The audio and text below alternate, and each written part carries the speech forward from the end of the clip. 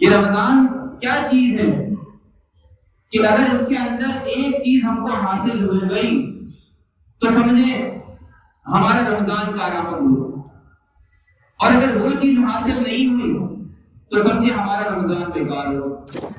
من کان للہ کان اللہ لہ، جس کو اللہ مل گیا اس کو سب کچھ مل گیا،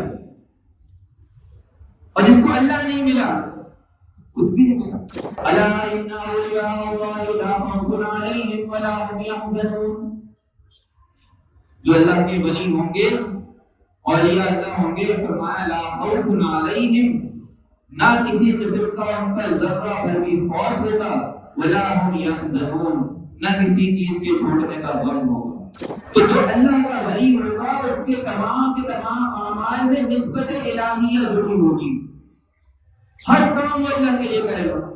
کہ آپ اہل تقویٰ کے ساتھ اپنے آپ کو جوڑ لیں گے، جب ان کی صحبت میں بیٹھیں گے تو ان کی مثال شیشے کی سی ہوگی کہ جس کے اندر انسان کو اپنا چہرہ نظر آتا ہے۔ ایک انسان جب تک پوری دنیا کو دیکھ رہا ہوتا ہے اس کے سارے لوگوں کے عیوب نظر آتے ہیں، جب آئینہ دیکھتا ہے تو اپنا عیب نظر آتا ہے، ارے میرے تو چہرے پہ پھٹا بھی ہے، میرے تو یہاں چوٹ بھی لگی ہے، میرے تو یہاں پہ بال بھی بڑے ہوئے ہیں۔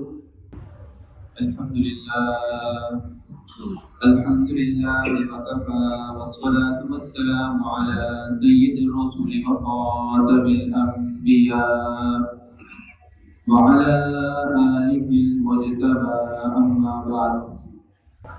میرے عزیزان محترم، آج 27ویں رات ہے، اخیر عشرے کو شروع ہوئے بھی 7 دن گزر گئے۔ نبی کریم صلی اللہ علیہ وسلم جہاں سارا سال ہی عبادات کے اندر ریاضت میں مشغول رہا کرتے تھے، ہماری طرح تھوڑی تھے کہ سارا سال دنیا داری میں، دکانوں میں، کاروبار میں، ملازمت میں مصروف ہیں اور ایک مہینہ عبادت کر نہیں۔ آپ صلی اللہ علیہ وسلم سارا سال عبادت کیا کرتے تھے۔ حضرت عائشہ فرماتی ہیں چاہے رمضان ہو یا غیر رمضان کبھی اللہ کے رسول کی تہجد چھوٹتی نہیں تھی۔ 8 رکعت تہجد پڑھنے کا معمول رمضان میں بھی ہوتا تھا، غیر رمضان میں بھی ہوتا تھا۔ روزے صرف رمضان میں نہیں ہوتے تھے بلکہ رمضان کے علاوہ بھی کبھی ایام 20 کے روزے، کبھی ہر پیر کا روزہ، کبھی جمعرات کا روزہ، مختلف موقعوں پہ روزے رکھا کرتے تھے۔ اس کے باوجود بھی نبی کریم صلی اللہ علیہ وسلم اخیر عشرے میں اپنی کمر کس لیا کرتے تھے۔ حدیث میں آتا ہے کہ اللہ کے رسول صلی اللہ علیہ وسلم جب رمضان کا آخری عشرہ شروع ہو جاتا تو اپنی کمر کس لیتے، اور ایک روایت میں اللہ کے رسول صلی اللہ علیہ وسلم نے ارشاد فرمایا کہ اے لوگوں، جس چیز کو میں ڈھونڈنا چاہتا تھا اور تلاش کر رہا تھا، مجھے اللہ نے بتایا ہے کہ وہ چیز رمضان کے آخری عشرے میں رکھی گئی ہے، یعنی لیلۃ القدر۔ لیلۃ القدر یہ وہ عظیم رات ہے کہ جس کے لیے اللہ کے رسول صلی اللہ علیہ وسلم محنت کر رہے ہیں، ڈھونڈ رہے ہیں کہ ایک مجھے نصیب ہو جائے۔ سوچے کتنی عظیم رات ہو۔ حضرت ابی بن کعب رضی اللہ تعالیٰ عنہ ایک صحابی ہیں، فرماتے ہیں خدا کی قسم میں قسمیہ کہہ سکتا ہوں یہ بات کہ لیلۃ القدر 27ویں کی رات ہے۔ تو نبی کریم صلی اللہ علیہ وسلم سے دیگر روایات بھی موجود ہیں کہ 21ویں کی رات بھی ہو سکتی ہے، اخیر عشرے میں تلاش کرو، لیکن ایک صحابی تو کہتے ہیں کہ مجھے یقین ہے کہ وہ 27ویں کی رات ہے۔ تو ہم بھی یہ سوچ کے آج بیٹھیں کہ اے اللہ اگر آج ہی کی رات ہے اور یقیناً تیرے صحابی نے ایک بات کہی ہے تو ضرور اللہ کے رسول سے سن کر بھی کہی ہوگی، تو آج کی رات اپنی زندگی کو تبدیل کر۔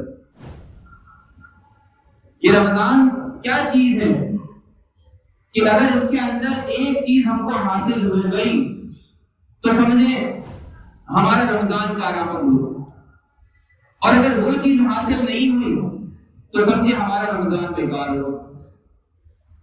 نمازیں تو ہم سارا سال پڑھتے ہیں الحمدللہ، کچھ نہ کچھ روزے بھی رکھ لیتے ہیں الحمدللہ، کچھ نہ کچھ خیر کے کام بھی کر لیتے ہیں۔ رمضان کی کیا خصوصیت ہے؟ رمضان کی خصوصیت یہ ہے کہ اس کے اندر تعلق مع اللہ حاصل ہو جاتا ہے۔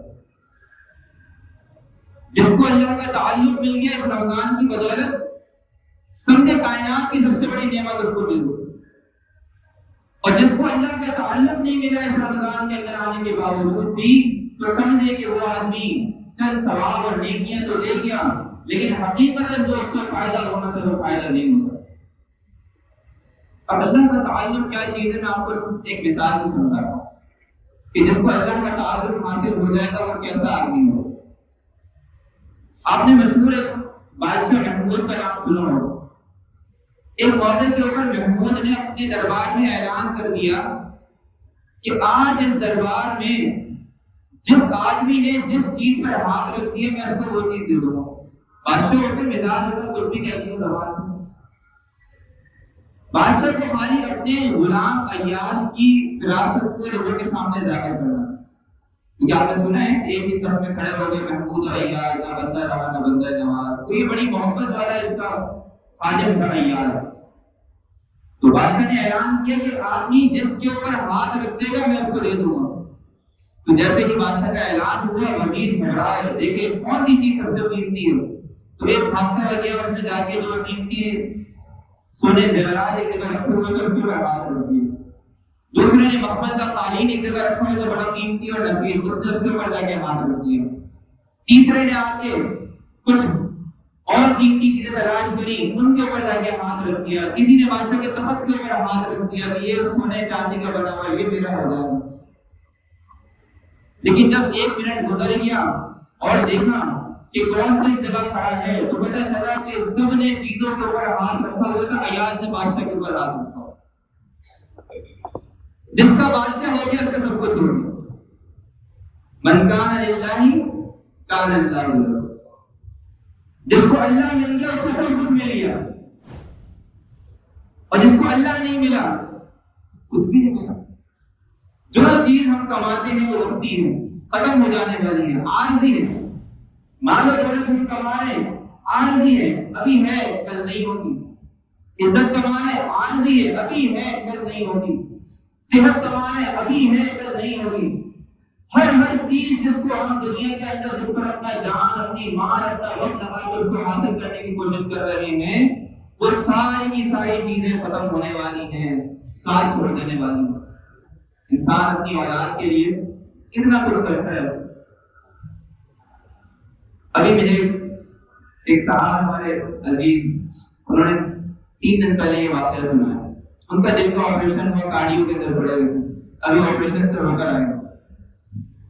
کہنے لگے کہ ہمارے سامنے وہاں پہ کارڈیو ہاسپٹل کے اندر جن کے پیشنٹس آتے رہتے ہیں تو اس کے حالات بہت زیادہ خراب ہوتے ہیں، اندازہ ہو جاتا ہے کہ یہ بچیں گے نہیں. تو میرے سامنے ہی میں بیڈ نمبر 30 پہ لیٹا ہوا تھا، سامنے بیڈ نمبر 28 پہ بندہ پڑا ہوا تھا اور ڈاکٹر وغیرہ آئے اور انہوں نے آ کے اس کو دیکھا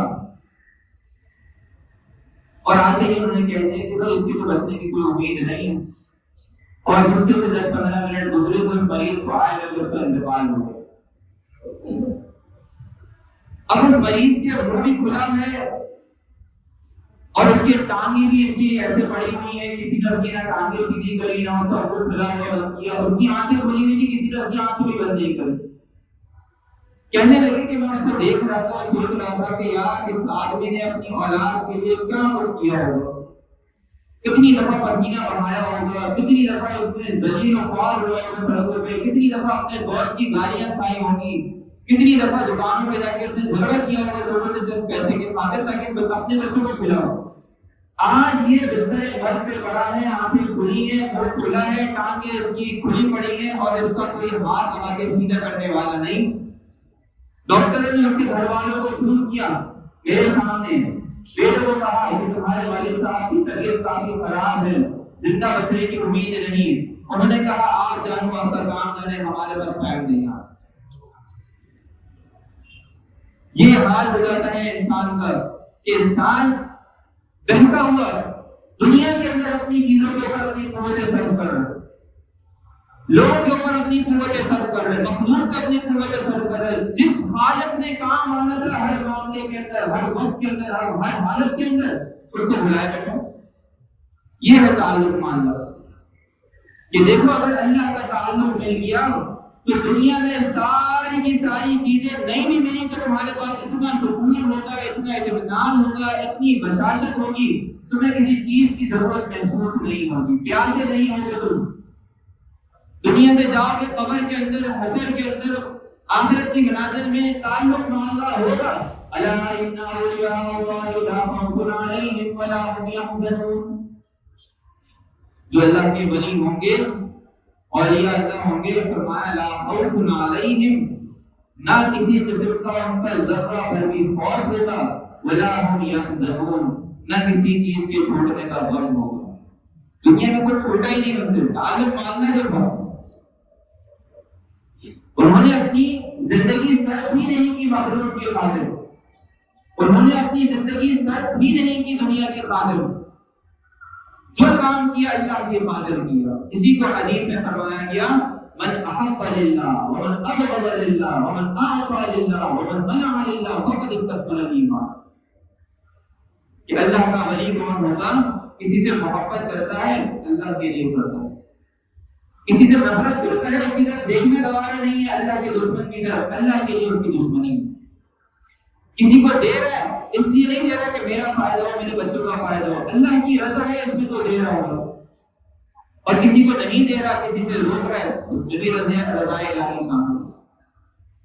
تو جو اللہ کا ولی ہوگا اس کے تمام کے تمام اعمال میں نسبت الہیہ ضرور ہوگی، ہر کام وہ اللہ کے لیے کرے گا۔ مشہور آپ نے حضرت علی کا ایک واقعہ سنا ہوگا کہ کسی آدمی یہودی نے پوچھا کہ اے علی کتنی عبادت کرتے ہو؟ فرمایا 24 گھنٹے عبادت کرتا ہوں۔ لوگوں نے کہا کہ یہ کیسے ممکن ہے؟ آپ تو کھاتے بھی ہیں، آپ تو سوتے بھی ہیں، آپ تو دیگر کاموں میں مشغول ہوتے ہیں، 24 گھنٹے تو انسان عبادت کرتا ہی نہیں ہے۔ فرمایا نہیں، میں 24 گھنٹے عبادت کرتا ہوں، کھاتا ہوں تو اللہ کے لیے کھاتا ہوں، سوتا ہوں تو اللہ کے نام پہ سوتا ہوں، اپنی بیوی کے پاس جاتا ہوں تو اللہ کی رضا حاصل کرنے کے لیے اور اس کے حکم کو بجا لانے کے لیے جاتا ہوں، میرا کوئی عمل رضا الہی سے خالی نہیں، اس لیے میری سارا وقت عبادت ہے۔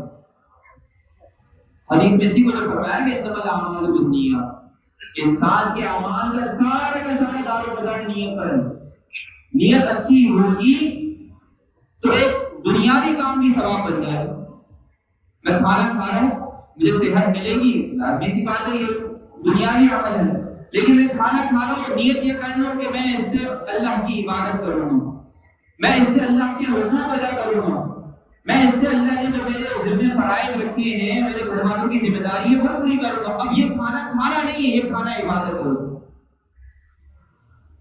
تو اولیاء اللہ وہ لوگ ہیں کہ جن کو اللہ کا تعلق حاصل ہے۔ ابھی اللہ کا تعلق حاصل کیسے ہو؟ ہم پریشان تو ہو گئے کہ ہم نے تو اپنی زندگی ضائع کر دی، تعلق مع اللہ کے اوپر محنت ہی نہیں کی، جن چیزوں پر محنت ہو رہی ہے وہ چیزیں عارضی ہیں، ٹیمپریری ہیں، اور جو چیزیں حقیقی ہے، دائمی ہے، اس پہ محنت نہیں، تو ہم محنت کیسے کریں؟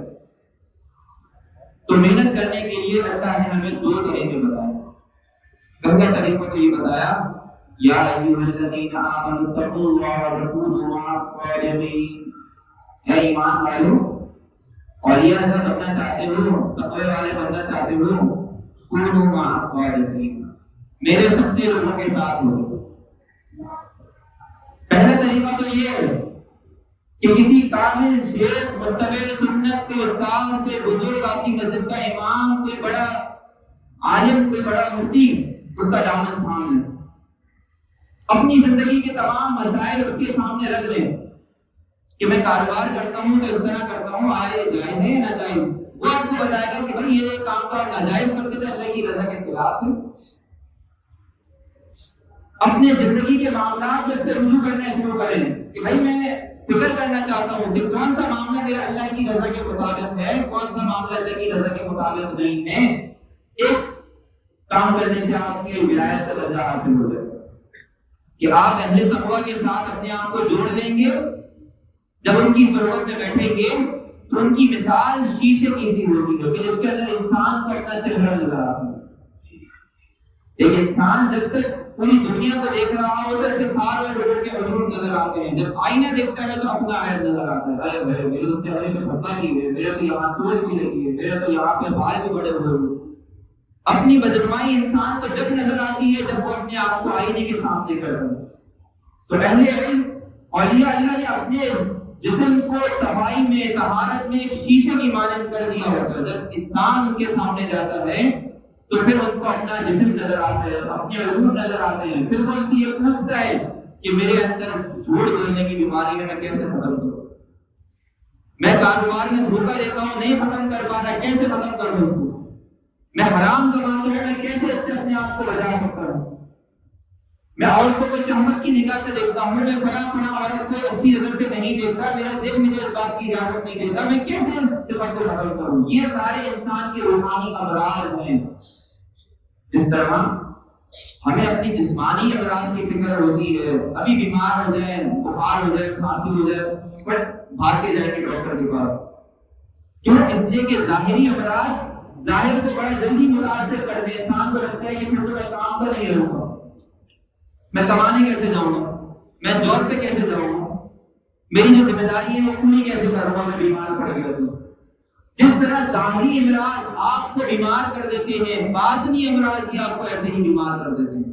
وہ آپ کے ایمان کو کمزور کرتے ہیں, وہ آپ کے تعلق اللہ کو کھا جاتے ہیں, وہ کب آپ کی زندگی کو اندر سے کھوکھلا کر دیتے ہیں کہ آپ کا ظاہری جسم تو صحیح ہوتا ہے لیکن آپ اندر سے بالکل خالی ہوتے ہیں. یہی وجہ ہے کہ بہت سے لوگ آپ نے دیکھے ہوں گے, مال و دولت سب کچھ ہے, سکون دل کا حاصل نہیں. میں نے خود ایسے لوگ دیکھے ہیں, کروڑ پتی, ارب پتی, لینڈ کروزر میں ڈرائیور گھوم رہے ہیں, خود پیدل چل رہے ہیں, نہیں سکون مل رہا گاڑی میں بیٹھنے میں, راتوں کو لیٹ رہے ہیں, عالی شان بستر, نرم گلاس بستر, ساری رات ایسا لگتا ہے بستر میں کانٹے لگے ہوئے چل رہے ہیں. اور اس کے مقابلے میں جو کوئی تعلق اللہ حاصل ہوتا ہے, اللہ کی رضا اور اس کی محبت حاصل ہوتی ہے, پتھر میں بھی ایسے سو رہا ہوگا جیسے کہ کسی چیز محل میں سو رہا ہے. اتنا سکون, اتنی آفیت اس کی زندگی میں ہوتی.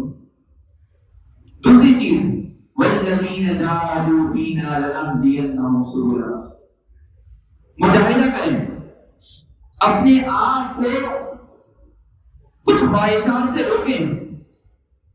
خواہشات سے روکنا مجاہدہ ہے. اللہ تعالیٰ نے اس کے اوپر وعدہ کیا ہے کہ دیکھو, جو بھی ہماری راہ میں مجاہدہ کرے گا, اپنی منمانی نفسانی چیزوں کو چھوڑے گا صرف اس لیے کہ اللہ نے مجھے منع کیا, میں یہ نہیں کر سکتا, میرے پاس پیسہ بھی ہے, میں شادی بڑے دھوم دھام سے کر سکتا ہوں, لیکن یہ اللہ کے رسول کو ناپسند ہے, میں نہیں کر سکتا. بچے رو رہے ہیں, چیخ رہے ہیں, چلا رہے ہیں, ٹھیک ہے چیخ رہے چلا رہے ہو, کیا تمہاری خاطر میں جہنم میں چلے جاؤں؟ کیا تمہاری تھوڑے وقت کی رضا کی خاطر, تمہیں تھوڑا سا خوش کرنے کی خاطر آگ کے اوپر جانے ضرور ہے؟ کبھی انسان اس کو برداشت نہیں کرے گا. تو جب دنیا میں برداشت نہیں کرتا ہے اس چیز کو, تو پھر آخرت کے لیے کیسے؟ والآخرۃ خیر و ابقیٰ, وہ تو ہمیشہ رہنے والی ہے اور دنیا سے زیادہ بہتر ہے. اگر بہتر ہوگی تو دنیا سے زیادہ بہتر ہوگی, بدتر ہوگی تو دنیا سے زیادہ بدتر ہوگی. تو والذین جاہدوا فینا لنہدینہم سبلنا, ہمیں مجاہدہ کرنا ہے. آج رات ہم عزم کر لیں کہ ہم یہاں سے اٹھیں گے تو دو کام ضرور کریں گے. ایک تو اہل علم سے, اہل تقویٰ سے, اور جو متقی ہوں, جن کی صحبت میں بیٹھ کے اپنے گناہ نظر آتے ہوں, جن کی صحبت میں بیٹھ کے ہمارا اللہ سے تعلق بڑھتا ہو, جن کی صحبت میں بیٹھ کر ہمیں یہ لگتا ہو کہ واقعی ہم اللہ کی طرف دو قدم آگے بڑھ گئے, ان سے اپنا تعلق مضبوط کریں, ان کے سامنے اپنی زندگیاں رکھیں. اور دوسرا یہ کہ ایک عزم کر لیں کہ میں نے فلاں کام جو ناجائز حرام شروع کر رکھے ہیں, آج سے میں نہیں رکھوں گا, میں کبھی بھی اپنی دنیا کے بدلے میں آخرت کا سودا نہیں کروں. تو انشاءاللہ یہ جو کام سب اعلان کرتے ہیں نا, نیت انشاءاللہ ایک کام یہ کریں, ایک چھوٹا سا جو آج کی رات سے متعلق ہے, وہ یہ کہ کوشش کریں کہ شب قدر کی رات مسجد کے اندر گزاریں. انسان کمزور ہے, وقتی طور پہ جذبات ہوتے ہیں, عبادت کر لیتا ہے, جب نہیں ہوتے پھر دوسرے کاموں میں مجبور ہو جاتا ہے. ہمارے اندر جو کی طاقت نہیں ہے نا کہ ہم ساری رات نماز میں کھڑے رہیں, دین کے کام کرتے رہیں, خیر کے کام کرتے رہیں, تو اتنی طاقت نہیں ہے تو کم از کم اتنا تو کر سکتی ہے کہ اپنے آپ کو ایسے ماحول میں رکھیں جہاں گناہ ہو ہی نہ سکتا ہو.